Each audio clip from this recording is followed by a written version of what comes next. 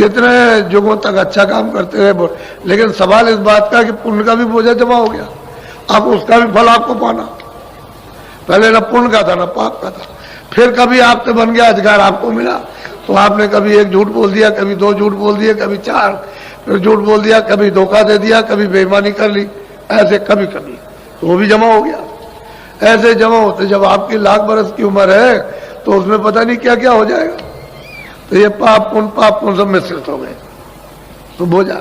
लेकिन जब तुम्हारे ऊपर कोई बोझा नहीं था, पाप पुण्य का कोई विधान नहीं था, पूरी स्वतंत्रता थी, स्वाधीनता थी कि जब चाहो उसके पास जाओ, जब चाहो लौटे आओ, दिन में 100 बार जाओ, 100 बार लौटे आइए उसके पास। लेकिन जब ये अधिकार दे दिया तो रोक टोक क्यों हुई कि ये पाप पुण्य, ये अच्छा ये बुरा, अच्छा बुरा, भाई यही से बंधन पड़ेगा। तो बंधन पढ़ते पढ़ते पढ़ते पहले तो आंख खुली थी, कान खुले थे, देववाणी सुनते थे, सब लोग सुनते थे, आंख खुली थी, यानी तीसरी आंख, तीसरा नेत्र सबका खुला था। कोई ऐसा नहीं था जिसका बच्चे बच्चे का खुला ना हो, सब आते जाते थे। यहां से स्वर्ग भी देखो, वैकुंठ भी देखो, इसको ईश्वर को भी देखो, पार ब्रह्म भी देखो, और मतलब यह है कि ऊपर चले जाओ। और अब मतलब यह है कि आप बंधन पड़ गया। तो जब बंधन पड़ा तो फिर आप बंधे। अब यह है कि उसने ये कहा कि देखो भाई, अच्छा बुरा जो भी करोगे, हमने उसके लिए योनि बनाई, 4 खाने सेंटर जेल खाने बना दिए, 4 खानों के, अंडज पिंडज उपमज अस्तावर, ये 4 बड़े जेल खाने, और छोटे छोटे जेल खाने 84 लक्ष्य, ये मैंने जेल खाने बनाए। तो मैं इसमें से इसमें बंद करूंगा। अगर तुम ये काम खराब करोगे, ये तो हम बंद करेंगे इसको। इसलिए महात्मा घूमते रहेंगे, बताएंगे सब जगह कि देखो ये अच्छा है, ये बुरा है, इस बुरे काम को मत करना, अच्छे काम को करना, ये अच्छा बुरा। तो आप लोग सचेत और होशियार रहते थे कि मैं बुरा काम नहीं करना, सब अच्छा करना। फिर उस अच्छे करने से मन बुद्धि और चित्त जब पवित्र निर्मल रहता था, तब ये कहा था कि भाई महात्माओं के पास चले जाना, वहां से तुमको रास्ता मिल जाएगा। तो आप उनके पास जाते थे, रास्ता लिया और चल दिया। लेकिन अब तो रास्ता बंद हो गया क्योंकि उनके पास जाओगे नहीं। फिर आप मन बुद्धि चित्त को इसको पवित्र न करके गंदगी लाद लोगे। तो जब गंदगी आपने लादी अपने ऊपर में, तो मेरी तरफ ये देखो, ये जीवात्मा बैठी हुई है, तो इसका हृदय इधर तो है नहीं कि भाई इतना सा हृदय हो। जितना सारा संसार है, ये सारा विश्व, जितना इस विश्व का आकाश है, उसके लाख हिस्से, यानी बड़े बड़े इसके और कर दिए जाए, उससे भी बड़ा है। इतना बड़ा इसका ये हृदय, ये इसको दिल कहते हैं, हार्ट कहते हैं। ये जीवात्मा का, सूरत का, रूह का, सोल का हार्ट ये। तो इसमें कूड़ा कचरा आपने जमा कर लिया। अब कूड़ा कचरा ऐसी जगह जमा किया कि न तो इधर आगी जाएगी, न पानी जाएगा, न तलवार जाएगी, न कोई तीर जाएगा, न कोई जहर जाएगा। ऐसी जगह उसने जमा कर रखा। और आप ये सोच रहे हो कि शायद हो सकता है, शायद हमारा पाप धुल गया होगा। ऐसे धुलने वाला कहां? जिसने ये सब विधान बनाया वो ऐसा होशियार, ऐसा उसको ऐसे ही होशियार, वो छोटा मोटा कारीगर नहीं है, वो बहुत बड़ा कारीगर। तो जीवात उसने भी बड़ी तपस्या की, बहुत तपस्या की उसने। तपस्या करते करते तब सत्पुरुष प्रसन्न हुए। तभी तो मतलब प्रसन्न होकर के ये जीवों का भंडार मांग लिया कि हमको दे दीजिए, हम रचना रचेंगे, रचना रचेंगे।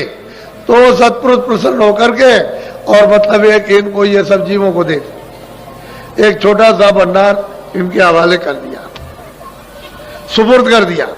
अब ये यहाँ ले आए, और ले आकर के इन्होंने, पहले तो कुछ नहीं था, जब आप जाने लगे, वापस लौटने लगे, और बहुत सी जीवात्माएं वापस लौट गई, उसके बाद उन्होंने देखा तो हमारा तो मतलब इतने युगों और इतने कल्पों तक हमने तब किया, तो उसके बाद में ये हमको मिला और ये सब चले जाएगा तो हमारे पास क्या रहेगा। तब उन्होंने ये विधान बनाया, और विधान बना करके आपको अधिकार पूरा दे दिया। वो आप जा सकते हो, लेकिन ईश्वर उनके पास नहीं जा सकते, उस प्रभु के पास ईश्वर नहीं पहुंच सकते, और आप जा सकते हो। तो मृतलोक में इतना अधिकार आपको कि आप ऊपर जा सकते हो, आ सकते हो। इनको भी प्राप्त करो, ब्रह्म को भी प्राप्त करो, पार ब्रह्म को भी, और उस सच्चे मतलब यह है कि जो प्रभु उसको भी आप प्राप्त करो, लेकिन ये नहीं जा सकते। तो असल में आप फंस गए, उलझ गए, और एक ही रास्ता आने का था, क्योंकि नाम से ही आए थे। जैसे ये बिजली आ रही है, पावर हाउस में लगा हुआ प्लग, जब तक ये प्लग रहा रहेगा और बिजली वहां से बनती रहेगी, आती रहेगी, प्लग हटा दीजिए बिजली बंद हो गई। ऐसे ही शब्द है, नाम है, आवाज है, देवबाड़ी है, उसी से उतर करके आई और दोनों आंखों के बीचों बीच में बैठा दी गई। तो ये डोरी पकड़े हुए थी, तभी तो आती थी जाती थी, फौरन चढ़ गई फौरन उतर आई, फौरन चढ़ गई फौरन उतर आई, यानी इतनी देर नहीं लगती थी, इतनी भी देर ऐसे चढ़ गई ऐसे उतर आई, चढ़ गई उतर आई, सब देखती गई सब देखती आई, सुनती गई सुनती आई। लेकिन अब तो मतलब यह है कि आपने जब गंदगी को जमा किया, इस मतलब यह है कि आकाश में, इस हृदय में, तो ये कूड़ा कचरा जब जमा हो गया तो सब आकाश मैला हो गया, गंदा हो गया। तो जब गंदा हो गया तो आपकी आंख, आपके कान, दिव्य आंख, दिव्य कान, दिव्य नाक बंद हो गई, तो डोरी छूट गई, और नाम की, शब्द की, आवाज की, देववाणी की डोरी छूट गई। अब ये जीवात्मा अंधेरे में गिर गई, बस यही है। अब जब से आप गिरे अंधेरे में, अभी तक आप उजाले में खड़े नहीं हुए और वापस लौट के घर में नहीं गए। आप परदेश में रहते हो, जन्म है मरण है, जन्म मरण है, जन्म है मरण, यही हो रहा। और क्या, भाई तुम्हारी उम्र मान लो 80 साल की है, 60 साल की है, तो दूसरे की उम्र में 2 ही साल की, किसी की 5 साल की, किसी 10 साल की, किसी की 15, जन्मो मरो जन्मो मरो। तो ये स्थान जो है मृतलोक है, ये आपका किसी का कोई स्थान नहीं, और किसी की कोई चीज नहीं। अब आपको काम के लिए दिया, उसको कहते हो मेरा, उससे काम ले लो। भाई कोई आदमी आता है तो उससे काम ले लीजिए, आपका तो नहीं है। सेवा का सब काम ले लो, उससे पानी भी पी लो, उससे खाना भी बनवा लो, उससे भी करो, वो भी कर लीजिए उसके, लेकिन आपका तो नहीं है। तो आपने काम ले लिया, तो चतुर वही है जो इन सब चीजों से काम ले लेते हैं, और काम लेके समझते हैं हमारा तो कुछ है, ये तो दूसरे का दिया हुआ, और दूसरे का सामान है, और ये भी सामान दूसरे का। तो आप जब महात्माओं के पास पहुंचोगे तब तो ये युक्ति आपको काम लेने की आएगी, और जब तक महात्माओं के पास नहीं पहुंचोगे समझो कैसे, तब तक आप समझोगे अज्ञान में कि सब मेरा है, इसी में रोगे चिल्लाओगे। तो मोह सकल व्याधियों का मूल है, समुद्र है, समुद्र है, सागर कहते हैं, उसमें डूब गए। अब ये कैसे छोड़ देगा जब उसमें डूब गए, निकालेगा कौन मोह से? संपूर्ण व्याधियां मोह से, उसमें डूब गए, खजाने, उस व्याधियों के खजाने में डूब गए। अब बिना महापुरुषों के नहीं निकल सकते, तो जगा हुआ महापुरुष चाहिए। कोई दाढ़ी बाल हमारी तरफ से अगर कोई रखा ले और कहते कि भाई तुम साधु हो गए, इसका नाम साधु नहीं है। साधु नाम तो उसका है जिसकी जीवात्मा जाग जाए और उस प्रभु का साक्षात करे, उसको साधु कहते हैं, महापुरुष कहते हैं। वैसे साधना के लिए कोई वेश बनाओ, सफेद कपड़े पहनो, गेरू कपड़े पहनो, लाल पहनो, तुम काले पहन लो, तुम कुछ पहन लो, तो इससे कुछ मतलब नहीं।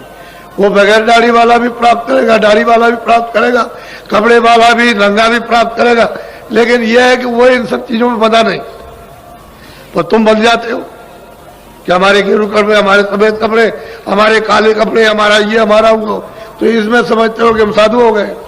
ये साधु नहीं, जिसकी जीवात्मा जाग जाए उसको कहते हैं साधु। इसको असल में चीज ये है कि आए थे अपने घर से, और घर का रास्ता छूट गया, हम नहीं ले, अब चारों तरफ भटकते हो कि भाई तू बता दे, तू दे दे रास्ता, तू दे दे, इधर जा रहे चले जा रहे हो, तब तक तुम्हारा समय पूरा हो गया। क्यों? कि मनुष्य जीवन का कर्म जो पुण्य होता है मनुष्य शरीर पाने के लिए, वो तो एक एक कण इकट्ठा होता है, वो उसमें से क्या तुम करते हो उसमें से एक इकट्ठा हो गया। बाकी 4 खानों के अलग अलग अलग अलग यानी कर्म पुण्य, पशु का, पंछी का, कीड़ों का, यानी इनका अलग अलग जो कर्म है, और उसका जो अलग अलग पाप पुण्य वो अलग अलग जमा होता है, उसको उसी उन्हीं में मिलेगा।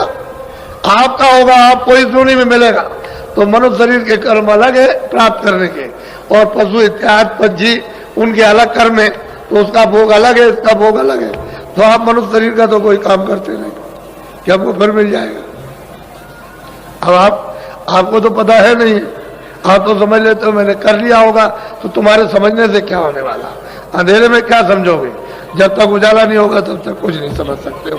तो ये मनुष्य शरीर फिर मिलेगा नहीं, फिर आपके हाथ आएगा नहीं, क्योंकि आपने कर्म तो कोई किया नहीं। तो कितनी लंबी चौड़ी है 84, 4 खाने और 84 लक्ष्य नस्लें, यानी मतलब कितना लंबा चौड़ा ये जंगल है। कब पार करके आओगे, तब जाकर के कभी ये कब 1 बरस के लिए, 2 बरस के लिए, 10 बरस के लिए या 20 बरस के लिए तुमको समय मिला, फिर चल दिए, फिर लौट गए।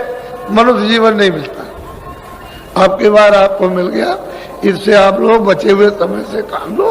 हमने तो आपको यहाँ पर जो बुलाया है, ऐसा कोई आदमी समझता था कि इतने आदमी आएंगे, सब अंधेरे में थे। अभी क्या, अभी तो आप देखिएगा कल, अभी आपने देखा ही क्या, कुछ नहीं देखा। तो उससे लाभ उठाना चाहिए सबको, सबको अवसर मिलता। कोई ये नहीं कह सकता भाई हमको